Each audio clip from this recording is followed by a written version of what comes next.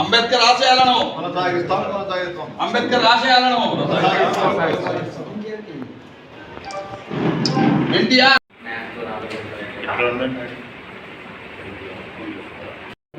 జయంతి అంబేద్కర్ జయంతి సందర్భంగా తెలుగుదేశం పార్టీ ఆఫీస్లో వెల్లుర్తిలో బడుగు బలహీన వర్గాలకు ఆశయాత్మైనటువంటి ఒక ఎస్సీలకైతేనేమి బడుగు బలహీన వర్గాలకైతేనేమి ఆయన జయంతి సందర్భంగా ఈ యొక్క కార్యక్రమం ద్వారా ఆయన ఎంతో కష్టపడి అహర్నిశలను కృషి చేసి బడుగు బలహీన వర్గాల వారికి